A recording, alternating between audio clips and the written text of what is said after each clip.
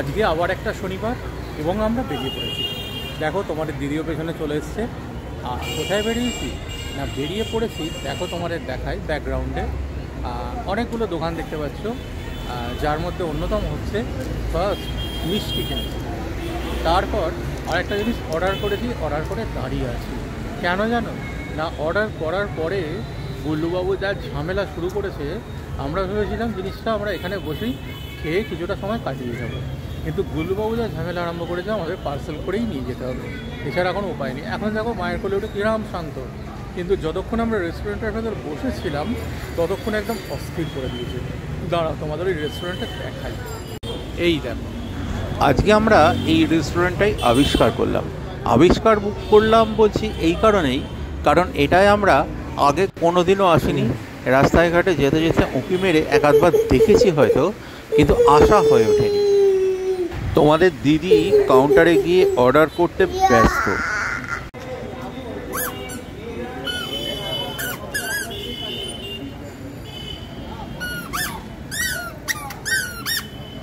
তোমাদের দিদি cold drinks নিয়ে দোকান থেকে বেরিয়ে এসেছে, আর বাকি আইটেমগুলো পার্সেলের ব্যবস্থা চলছে।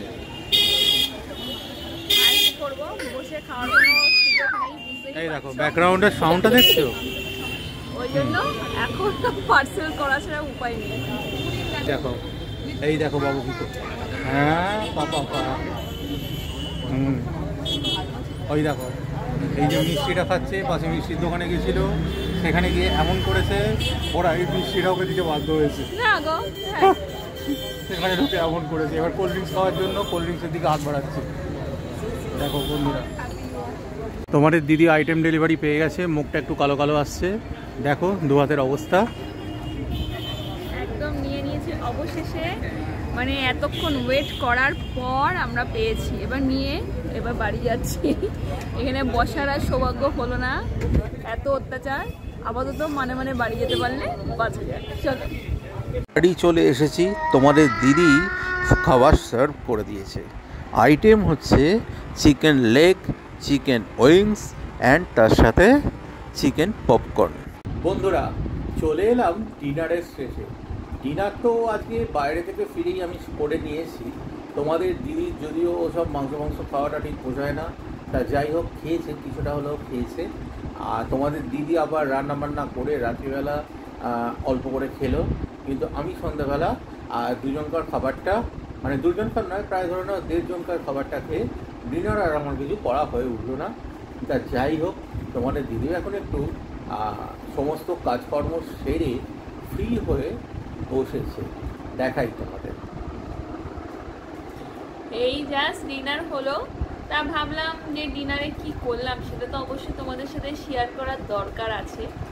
তা তোমার দাদাভাই তো আজকে ডিনার করেনি, আজকে মিষ্টির দোকানে গেছিলাম, ওখান থেকে ছানা ভাজা আনা হয়েছিল, ওটার থেকেই আজকে রান্না করা হয়েছে।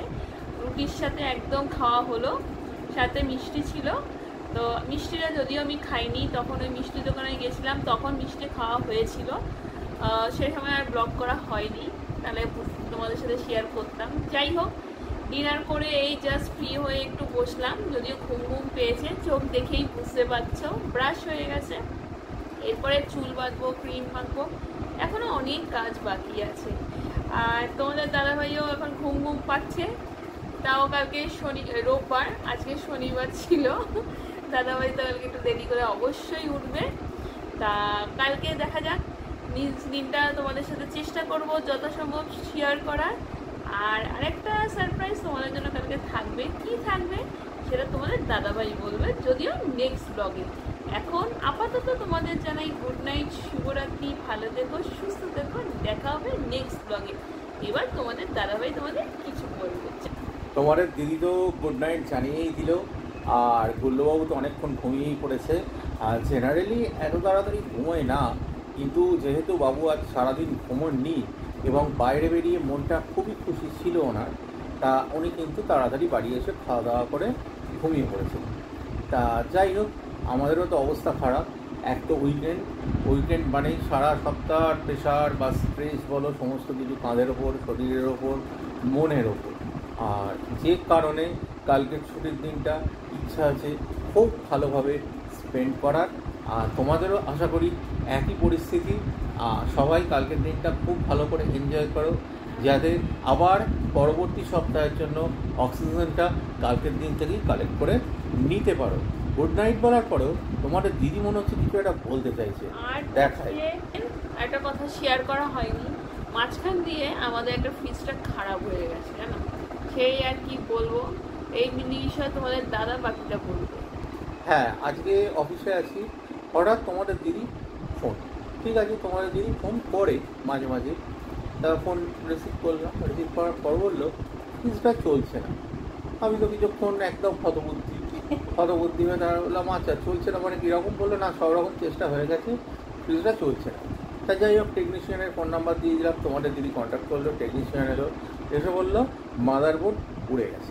মাদারবোর্ড কেন উড়ে গেছে, কী হয়েছে না হয়েছে কেউ কিচ্ছুই জানে না, কিন্তু মাদারবোর্ড মানে সরাতে যা খরচা এবং সেই খরচটা করেও যে জিনিসটা ঠিকভাবে দীর্ঘদিন আবার চলবে সেই গ্যারান্টি নেই।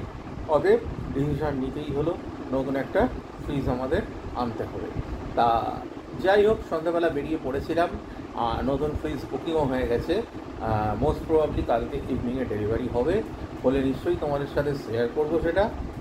এই কথাটাই তোমাদের দিদি বলবার জন্য এ করছিল।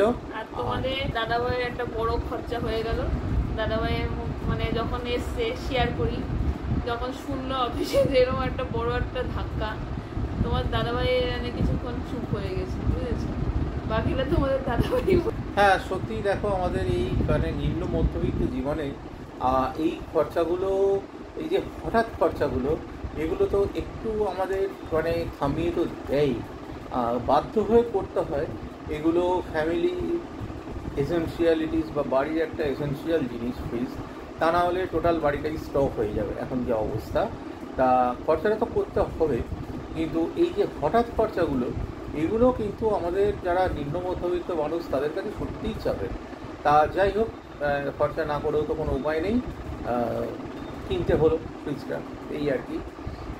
এবং সেটা কয়েক ঘন্টার ব্যবধানেই। আর যাই হোক, ইলেকট্রিশিয়ান এসে যে মানে অনেস্টলি কথাটা বলেছে যে এটা সারানো বা না সারানো কোনো গ্যারেন্টি নেই, এটাই সে অনেক বড় উপকারটা করেছে। কারণ সে এক গাদা টাকা পয়সা নিয়ে সারিয়ে টারিয়ে চলে গেলে তারপর যদি আবার ওই বারংবার খারাপ হতে থাকতো সেটা আরও বাজে হতো। আর যাই হোক, তোমাদের সাথে কালকে তো নিশ্চয়ই শেয়ার করবো। আপাতত এটুকুই, সবাই খুব খুব খুব ভালো থেকো, উইকেন্ড সবাই খুব ভালোভাবে এনজয় করো, আর সারা সপ্তাহের জন্য অক্সিজেন তোমরা নিয়ে নাও। আর কি, আজকের মতো এটুকুই, গুড নাইট, আপ, টাটা।